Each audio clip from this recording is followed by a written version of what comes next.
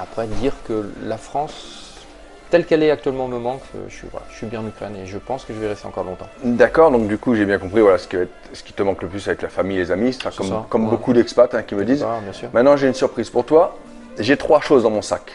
Ouais. Et tu vas me dire les 3 choses qui te manquent le plus en France, là, que tu aimerais bien voir sur la table là. 3 choses, peu importe, mais 3 choses.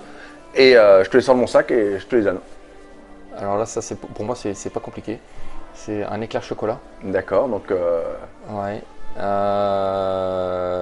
Première chose, qu'est-ce qui me manquerait encore? alors un éclair au chocolat, je pense qu'il y a là actuellement il y a notre ami Christophe de ouais, la je suis pâtisserie Coquelicot, pâtisserie à Kiev qui nous regarde, hein, parce que vous êtes copains un peu quand même. Tout à fait, ouais. Donc, Je suis un fidèle, pas un grand consommateur de ces produits, mais j'y vais régulièrement. Donc là, quand il a entendu éclair au chocolat, il lui dit ah ben oh, t'as qu'à Et venir à la maison hein. il sait aussi que je prends des éclairs vanille chez lui, mais il n'y en a pas toujours. Donc Christophe, je te lance un petit appel, mais en plus souvent.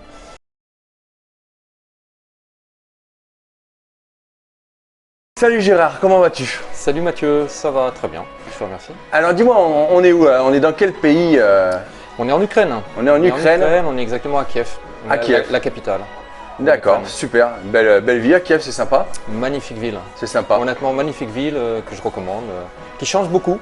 Il y a beaucoup de travaux, d'infrastructures qui se font et vraiment la ville change. D'accord. Tu viens de où toi en France? Enfin, t'as grandi, t'es né où? T'as grandi où? Alors, je suis né dans le Limousin, enfin, à Poitiers, et j'ai grandi dans le Limousin, juste à côté, donc dans un petit peu privilégié, en pleine campagne. Pleine campagne. Une belle maison, un bel environnement. D'accord, super. Alors du coup, avant de partir en Ukraine, il y a combien de temps? 16 ans? 16 ans. Avant de partir en Ukraine, tu faisais quoi en France? C'était quoi ton dernier job ou ta dernière société? Le dernier job, justement, c'était la gestion de patrimoine. J'avais une société avec 2 autres personnes à Dijon, un cabinet de gestion de patrimoine. Et moi, j'étais, comme je l'avais prévu, hein, j'étais plus orienté sur les agriculteurs. Donc j'avais une clientèle de vignerons, puisque c'était à Dijon. Donc j'allais sur Beaune, Nuit-Saint-Georges, etc. J'ai gardé vraiment de très très bons souvenirs de cette période-là. D'accord. Ça a duré 4 ans. 4 ans cette société-là? 4 ans, ouais. D'accord. La société existe toujours. La société existe toujours, La d'accord. société existe Ok. toujours. Voilà, c'est toujours un peu difficile d'avoir des associés. C'est la vie, c'est Voilà, comme ça, donc, ouais, ça c'est clair. On s'est séparés au bout de 4 ans. D'accord, très bien. Et ok, c'était ta dernière expérience là-bas. Alors du coup, c'était quoi là, de se dire, tiens, je m'en vais en Ukraine. Alors Qu'est-ce qui s'est passé? entre la France et l'Ukraine, il y a eu la Pologne. Et ce qui s'est passé, donc une fois que j'ai quitté mes associés en gestion de patrimoine, il a fallu, bon, j'ai fait de l'intérim, il fallait bosser, il fallait trouver de quoi manger. Et puis j'avais un ami qui était un ancien de l'Institut à Beauvais, qui lui était en Pologne. Il m'a proposé, bah, écoute Gérard, il y a des Français qui cherchent un chef de culture. Donc, un chef de culture, c'est quelqu'un qui vient s'occuper d'une exploitation agricole pour tiers. Alors la première fois, je lui ai répondu, écoute, ok, moi le blé, je ne vais pas revenir dans la culture du blé. Et puis ça m'a travaillé pendant 15 jours et au bout de 15 jours, je l'ai rappelé, je lui ai dit, écoute, allez, banco, s'ils veulent me rencontrer, on se rencontre. Donc je suis parti, ça s'est très bien passé, je suis parti en Pologne. Pologne. Voilà, et puis comme j'avais un frère qui était en Ukraine aussi, depuis déjà quelques années, j'ai proposé à ce Français d'aller en Ukraine, découvrir l'Ukraine. Ce qu'on a fait, c'était en 2005 ou 2006. Et suite à ce voyage, on a décidé tous les deux de créer une société en Ukraine sur la base en fait de un petit peu la même activité qu'il avait lui en Pologne. Donc c'est ce qu'on a fait, voilà, ça a duré quelques années, enfin, la société existe toujours, mais en 2013 j'ai racheté les parts de ce Français. D'accord, parce que donc du coup maintenant, puisqu'on en est là, qu'est-ce que tu fais exactement en Ukraine? Alors oui, c'est vrai qu'on n'a pas parlé de ça. En fait, je vends, pour faire simple, je vends du matériel agricole en Ukraine. Alors j'essaie en priorité de vendre du matériel français. J'ai un petit sang, je suis un petit peu patriote quand même, mais pas uniquement. Voilà, il y a du matériel canadien, il y a du matériel, il y a des pièces qui viennent de Chine aussi, parce que le marché est ainsi fait. Donc on vend ça en Ukraine, un peu partout, avec une équipe de commerciaux, avec des techniciens, on est voilà, un peu plus d'une vingtaine. Très bien. Et une question quand même, si tu sais, je pense qu'avant une vraie expatriation, comme toi tu es parti en Pologne, on a toujours peut-être un peu de stress, des doutes, des peurs, des craintes de dire merde, j'étais en France, j'ai toujours connu la France, je me barre en Pologne. T'avais un petit peu de doute pour rassurer les gens qui doivent en avoir peut-être? Bien sûr. Enfin, on a tous effectivement ces doutes-là. Et je vais même beaucoup plus loin. Je crois qu'il n'y a pas de tabou. Je me souviens très bien de ce jour-là où j'ai pris la voiture pour partir en Pologne sur 200 km, mais j'étais en pleurs. Ah bon? En pleurs. Et, ah bon? Ouais, parce que tu te dis, zut, pourquoi en fait faire ça? C'est vrai que ma vie en France était sympa aussi, plein d'amis, etc. Tiens, pourquoi partir? Je le voulais, au fond de moi-même, je le voulais. J'en avais besoin, mais tu sais, il y a ce... Et t'en as chialé, quoi. Ah ouais, ouais. Ouais, pas plus, j'aime la France. Ah ouais. J'aime la France, donc ouais. Après, je reconnais, surtout aujourd'hui, ça a été le meilleur choix de ma vie. Le meilleur choix. Bien sûr, bien sûr. Donc voilà, il y a des moments difficiles. La découverte. Bien sûr. Ah, c'est excellent.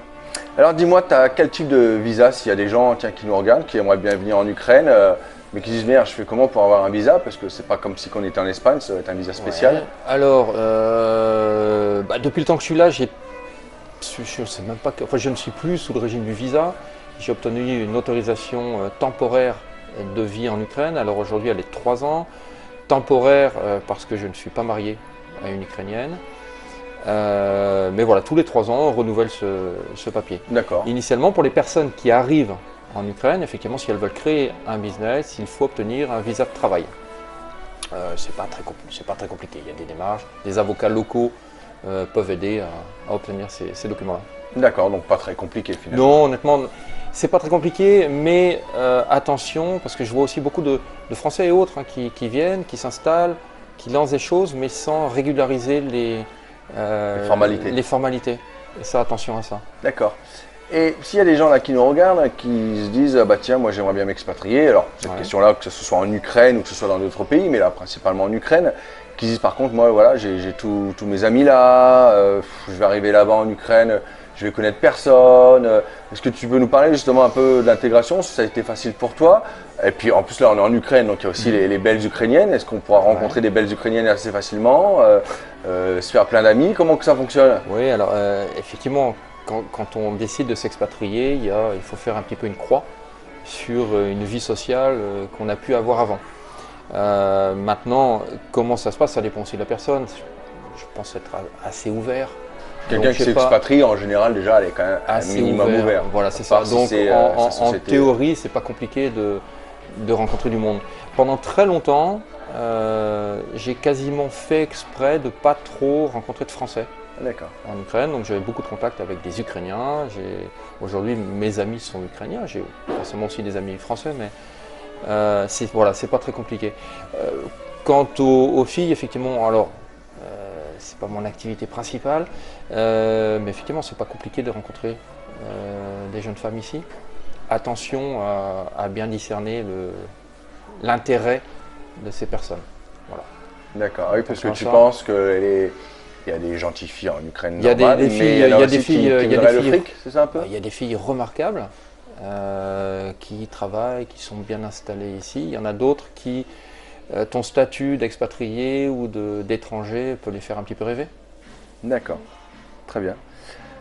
Tu gardes encore contact avec tes proches? Les proches français? Ouais. Bien sûr. Tu fais comment? Aujourd'hui, avec les nouvelles technologies, c'est pas très compliqué. On a des groupes WhatsApp pour la famille. Donc WhatsApp. Voilà, j'appelle régulièrement. Pas non plus, je suis pas du genre à appeler tous les dimanches à midi, on me le reproche un peu. Mais j'appelle régulièrement. On a, en plus, j'ai beaucoup de frères et sœurs. Ah bon, t'as beaucoup de frères et sœurs? Vous êtes combien? On est une fratrie de 6. C'est pas mal, hein? C'est bien. C'est maman qui a fait les 6, ça? Oui, c'est maman qui a fait les 6. Maman et papa. Non, on aurait pu être, tu sais, des fois les séparations. Non, j'ai la chance d'être dans... Ils ont sacrément bien travaillé, là? Ils ont très bien travaillé et on est toujours reconnaissant, si tu veux, pour ce qu'ils ont fait, parce que on estime tous qu'on a vraiment une éducation qui nous permet de se sentir à l'aise un petit peu partout et de se tirer d'à peu près tous les pétrins, sans problème. Génial, ça c'est beau, j'adore les grandes familles. Ah, c'est la première des richesses, je le dis franchement. Pendant très longtemps, tu sais, ça a été un petit peu dur financièrement, et quand on était 6, c'est compliqué. Hein. C'est vrai, 6, il faut nourrir 6 bouches, faut nourrir, 8 bouches à la maison. Mais aujourd'hui, on s'entend tous tellement bien. Je génial, dirais s'il y en avait même encore 6 de plus, ça serait juste génial. Donc oui, je garde beaucoup contact avec eux et j'ai la chance aussi de pouvoir rentrer régulièrement en France. Voilà, pour ceux qui voudraient venir en Ukraine, la France est quand même pas très loin. Il y en a combien d'heures d'avion? 3 heures, non? C'est ça, 3 heures. 3 heures, tu as bon, les lignes classiques Air France qui doivent encore voler sur l'Ukraine. Tu as une SkyUp qui va jusqu'à Paris-Beauvais et l'aller-retour doit coûter, je sais pas, 150 €, 200 €. D'accord. C'est, je pense, à la portée de beaucoup. D'accord, très bien. Je suppose que tu as un compte bancaire ukrainien. J'ai un compte bancaire ukrainien. S'il y a des gens qui arrivent et qui disent merde, comment je vais pouvoir faire pour ouvrir un compte bancaire? Est-ce que c'est facile? Ça pose aucun. Parce que moi j'utilise par exemple N26, Revolut, parce que ça c'est aussi des options qu'ils ont aussi les expats, qui sont de très bonnes banques. Alors, sachant que Revolut, si tu regardes, c'est un Ukrainien qui a créé ça. Ah bon? C'est un Ukrainien, il est basé à Londres maintenant, mais c'est un Ukrainien. Donc bien sûr, tu peux les avoir ici aussi. Il n'y a pas de problème. Tu as une banque ukrainienne qui s'appelle Monobank aussi, qui est un peu dans le même genre d'idée. Et puis tu as tous les banques classiques, dont les françaises. Alors là, on a Crédit Agricole, on a Ukosiv Bank, qui est une filiale de BNP Paribas. Donc c'est pas un gros problème de créer un. Aucun problème. D'accord. Aucun problème. Très bien. Dis-moi, si là on sort, tiens, je vois qu'il y a des escaliers là-bas. Ouais. Pas de bol, tu fais un malaise, tu tombes dans les escaliers, moi je te regarde tomber, je te laisse faire, et tu te casses la gueule, c'est grave. C'est grave, tu es dans le coma, je t'amène à l'hosto. Qui c'est qui va payer tous ces frais qui vont coûter des chers? Tu as une assurance? Alors j'ai bien sûr une assurance. J'ai bien sûr une assurance que j'ai pris en France. Il y a beaucoup de contrats différents, mais pour les expatriés, donc vous pouvez choisir la compagnie. Mais si vous avez bien choisi la compagnie, vous êtes couvert à 100% pour absolument tous les frais. Les frais liés au Covid, c'est quand même actuellement c'est important, et tous les accidents de la vie qui pourraient arriver. D'accord, super, donc très important, on recommande à tous. Voilà, je crois qu'il faut faire attention quand on s'expatrie. En France, on a ce confort d'avoir la sécurité sociale. Et on n'y fait pas tellement attention, on pense que c'est un dû. On paye encore une mutuelle, il y a des gens qui payent une mutuelle. Il y a des gens bien sûr qui payent une mutuelle en plus pour améliorer tout ça. Mais quand on part à l'étranger, on n'a pas la base de la couverture sociale française. C'est le premier point pour moi important. Tu pars de France, il faut prendre pas chez toi, tu t'assures. Tu t'en fous de payer un peu plus cher. Si déjà tu pars en voyage ou tu pars en expatriation, il faut quand même avoir un petit peu de blé et avoir un peu les reins solides. C'est le bon réflexe. On part pas comme ça déjà, donc le moindre des choses, c'est d'avoir une bonne Alors on part pas comme ça. Faut pas non plus dire qu'il faut des dizaines de milliers d'euros pour partir. Oui, bien sûr. Faut pas mettre de frein. Faut simplement avoir la volonté, être un petit peu réaliste et savoir mettre des priorités. Et même avec peu d'argent, et surtout en Ukraine, je pense qu'on peut faire quelque chose encore. Tiens, on parlait justement de l'assurance, de système de santé. Par rapport à la France, comment est le système de santé ici? Les hôpitaux sont mieux qu'en France ici? Ouais. C'est quand même difficile de dire que les hôpitaux sont mieux qu'en France ici. En plus, le système il est dual ici, c'est-à-dire que tu as un réseau d'hôpitaux publics qui s'améliore. Enfin, il y a encore beaucoup de choses à revoir. Par contre, tu as des très bonnes cliniques privées que d'ailleurs les assurances françaises couvrent. C'est-à-dire que si tu veux aller en clinique privée ici, ça sera plus cher qu'à l'hôpital, mais l'assurance couvrira les frais. C'est où tu avais été toi pour ton opération? Ouais, c'est ça. Et que l'assurance va payer sans aucun problème. Ouais. Ok, ça marche. Dis-moi, s'il y a des gens qui vont arriver à Kiev et qui se disent oh là là, le logement, comment je vais faire? Trouver un logement, le prix, la caution, tout ça. Comment que ça fonctionne ici, à Kiev? Alors, en Ukraine, on va parler de Kiev, sachant que c'est la ville la plus chère en Ukraine. Donc, il y a quelques personnes qui ne veulent pas forcément être à la capitale et qui ont un petit peu moins de moyens, il y a des très belles villes de province dans lesquelles on peut faire aussi du business, si les gens viennent pour du business. Comment trouver un appartement? Je dirais que c'est classique, c'est faire les petites annonces. Donc, il faut quand même trouver quelqu'un qui va vous aider. À traduire, non? À traduire. Parce qu'il y a quoi? OLX ou un truc comme ça? C'est ça. OLX, RIA, il y a plusieurs sites. Ça dépend un peu des zones où vous êtes. Le budget, je reconnais que ça fait longtemps que je n'ai pas payé d'appartement, mais je pense qu'avec entre 300 et 400 euros, on peut trouver déjà dans Kiev, pas très loin du centre, un appartement pas très grand, mais assez confortable. Beaucoup d'expatriés vont aller jusqu'à peut-être 1000 euros. Mais ça, c'est pour les gens qui viennent pour des sociétés. D'accord, très bien. Dis-moi, tu m'as dit que tu avais appris à parler russe, Oui. c'est ça? Alors, on va tester tes connaissances. Pendant 30 secondes, pour pas embêter non plus l'audience, mais pendant 30 secondes, allez, rapidement, tu nous parles du coût de la vie. Est-ce que c'est moins cher en Ukraine qu'en France? Et puis après, tu le expliques en français parce que, voilà, si tu peux, s'il te plaît. Хорошо, я понял твой вопрос. На самом деле, это, конечно, намного дешевле жить в Украине, чем во Франции. Абсолютно все продукты, да, можно сказать, что все продукты, Да. ты знаешь это слово, да? Все продукты дешевле, чем во Франции. Кроме, если вы ищете очень элитные продукты, тогда действительно они могут быть дороже здесь. Но квартира дешевле, еда дешевле, входить в клубы намного дешевле, чем во Франции. Спасибо. Не переживайте. Spasiba. Il faut que je te traduise maintenant. Mais j'ai pas tout compris en fait. Et je pense pas que. Ah, tiens, dites-nous en commentaire ceux qui ont compris. Allez, Voilà. si vous êtes encore là dans la vidéo, merci On attend déjà, la traduction. premièrement. Et dites-nous ce que vous avez compris. Si vous, non, dites-nous est-ce que vous avez compris ou pas. Et en français, tu as dit quoi alors? Simplement pour répondre donc, à ta question, est-ce que c'est moins cher de vivre en Ukraine qu'en France? Oui, bien évidemment. Ce qui amène d'ailleurs, ça je ne le disais pas en russe, mais ça amène un petit côté sympa de vivre aussi. On peut avoir, avec moins de moyens, un train de vie quand même bien plus sympa. Ok, donc le coût de la vie, donc c'est pas cher, hein, c'est moins cher. C'est moins cher. C'est moins cher. Le coût de la vie augmente, forcément. Hein, l'Ukraine a bien changé en 15 ans, 16 ans, l'Ukraine a vraiment changé. Il y a 16 ans, oui, c'était ridicule. Le paquet de cigarettes était à... Alors je ne fume pas, mais c'est un bon repère pour beaucoup. Ouais. Le paquet de cigarettes était à quelques centimes. Quelques centimes, il y a combien de temps? Il y a 15 ans. 15 ans? Ouais. Quelques centimes? Quelques centimes, ouais. En d'euros? D'euros. Ouais, d'euros. Incroyable. Aujourd'hui, allez, on doit être à 1,50 €, 2 €. Pas cher. Hein. Voilà. Réflexe Pas cher. pour un Français, c'est pas cher. Pour un Ukrainien, Eh ouais. ça commence à faire un budget. Ouais. C'est clair. Dis-moi, Gérard, donc toi, on va dire que tu as plus ou moins grandi à Limoges. C'est pas Limoges, c'était où? Poitiers, on va dire. Entre Limoges et Poitiers. D'accord. Alors, tu te sens plus en sécurité à Limoges ou tu te sens plus en sécurité à Kiev? Alors, sans aucune hésitation, à Kiev. D'accord. Mais Pourtant, aucune Limoges, hésitation. la porcelaine, on y est tranquille là-bas. Oui, la personnelle, on y est tranquille. Bon, je dirais que quand tu parles de Limoges, pour moi, c'est un peu plus la France.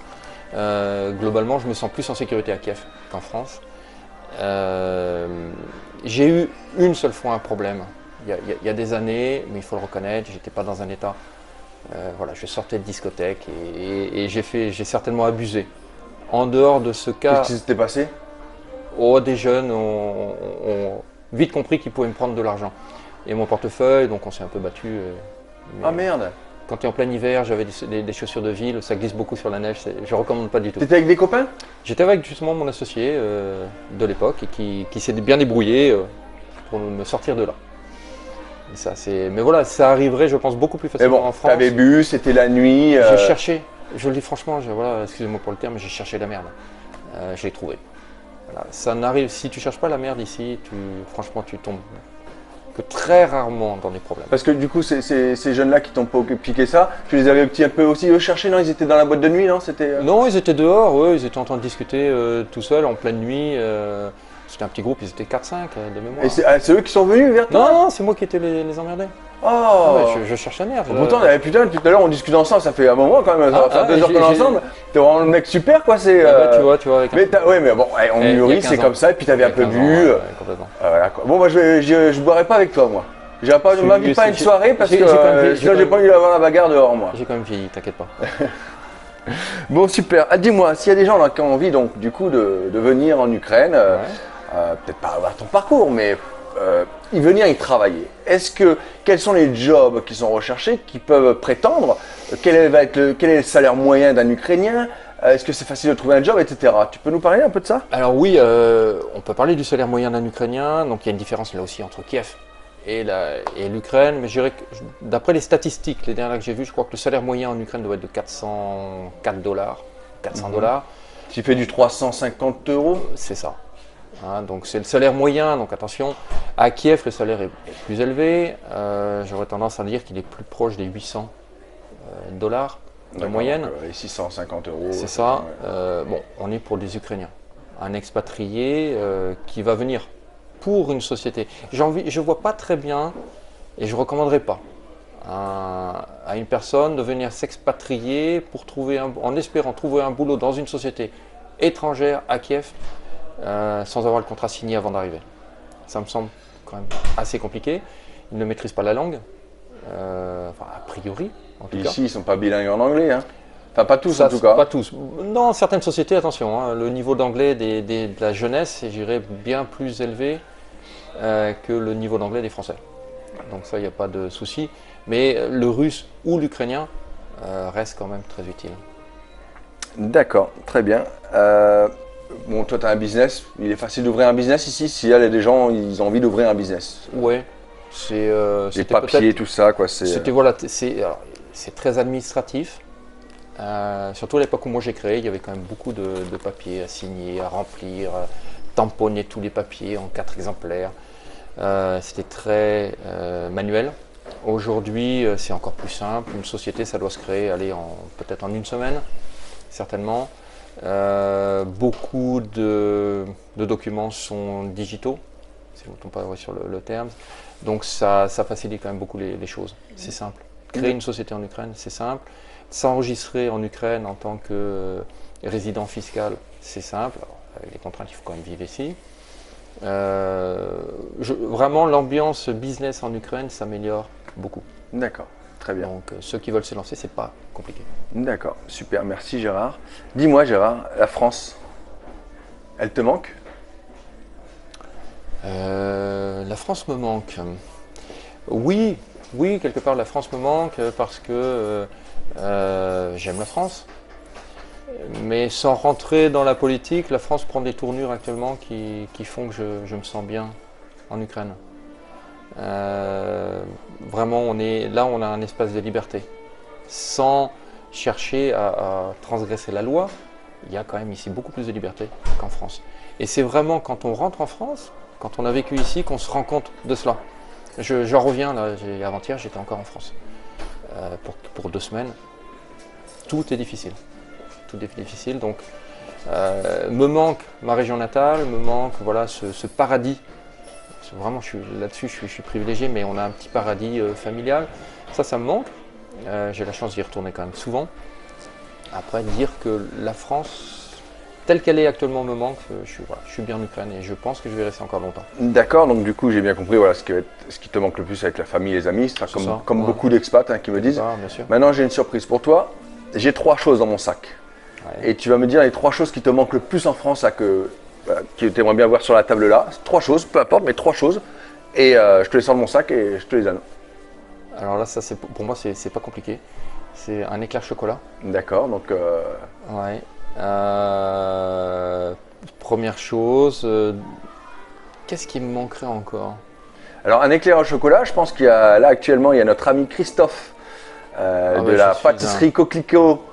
Pâtisserie à Kiev qui nous regarde, hein, parce que vous êtes copains un peu quand même. Tout à fait, je suis un fidèle, pas un grand consommateur de ces produits, mais j'y vais régulièrement. Donc là, quand il a entendu éclair au chocolat, il lui dit ah ben oh, t'as qu'à venir à la maison. Hein. Il sait aussi que je prends des éclairs vanille chez lui, mais il n'y en a pas toujours.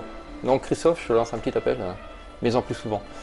Qu'est-ce qui. Un peu de fromage aussi, forcément. Du fromage? Du fromage. Bon, je te ramène ça. Moi, je te sors quoi? Je te sors quoi comme fromage? Une forme d'Ambert. Une forme d'Ambert. Ouais. D'accord. Même si très honnêtement, en cherchant, il y a des magasins en Ukraine, à Kiev, où tu trouveras tous les fromages. Et troisième chose que je te mette. Là, je vois plus de mal, tu vois, parce qu'en fait, j'ai tout ici. T'as tout ici. Ouais, je peux trouver tout ce que je veux. Eh ben allez, ça marche. Allez, je fais la dernière question avec toi. Ouais. Dis-moi, là il y a peut-être des gens qui nous regardent et que ça fait, je sais pas, des mois, des années, des semaines, qui doivent s'expatrier mais qui passent pas à l'action parce que par différents blocages, et ça on comprend, on n'a pas à juger, mais peut-être qu'ils ont de la famille, ils disent ah oui, mais enfin ça fait des années ou des mois qu'ils disent ah oui on doit le faire, mais si tu dois leur mettre un petit coup de pied aux fesses, les motiver un peu à enfin passer à l'action, qu'est-ce que tu leur dirais? Simplement, comme je l'ai dit tout à l'heure, que le fait de partir à l'étranger, pour moi, était la meilleure décision que j'ai jamais prise. En fait, parce que tu t'obliges toi-même, à partir du moment où tu as passé le cap, tu t'obliges toi-même à recréer tout ton environnement. C'est un espèce de reset. Tu repars de quasiment zéro. C'est une nouvelle vie, complètement. C'est une nouvelle vie. C'est une nouvelle vie. Et donc, tout ce que... Si tu avais des freins avant, tu peux te permettre de peut-être moins en avoir ou de te mettre un cadre différent et in fine de construire réellement la vie que tu veux. Donc, surtout... Foncez, aucune posez pas trop de hésitation. questions, foncez. Voilà. Et puis, on n'est pas loin. Exactement, ça c'est un des gros avantages. On ne souhaite pas l'échouer, mais... Tu m'as beaucoup parlé de l'Asie. Je Voilà. n'aurais jamais envisagé partir en Asie. En Ukraine, on est à 3 heures de Paris, plus 2 heures de train, je suis à 5 heures. Ouais, parce que toi, plus 2 heures de train, parce que tu es d'une autre... Voilà, pour aller à la région, région, ouais. pour les Parisiens, c'est 3 heures. Donc ça ne pose vraiment aucune difficulté. Voilà. Donc ne réfléchissez pas trop et sautez. Dans le premier terrain, le premier avion, partez. Eh ben super, un grand merci à toi Gérard. Merci Mathieu. Un grand merci à vous, parce que alors, si vous êtes encore là, allez 20 minutes de vidéo. J'espère que je n'ai pas été trop long. Là, il n'y en a pas beaucoup qui sont encore là à 20-25 minutes de vidéo. Si vous êtes encore là, un grand merci. Marquez courage en commentaire pour montrer que vous étiez encore là. Un petit pouce bleu. Encore un grand merci à Gérard, ça m'a fait plaisir. Merci à toi, on a passé vraiment un bon moment, ouais. C'était vraiment cool. Très partagé. Voilà, un petit pouce bleu. Si vous kiffez vraiment la vidéo, n'hésitez pas à me laisser un petit don qui ira intégralement pour les enfants malades. Vous retrouvez tout ça en description. Vous avez plein de vidéos en description quand grâce à vos dons, après je vais dans les hôpitaux de chaque pays dans le monde et donner les cadeaux. Voilà, merci les amis, merci Gérard. Merci à ciao, toi. Ciao. Allez, salut. Ciao.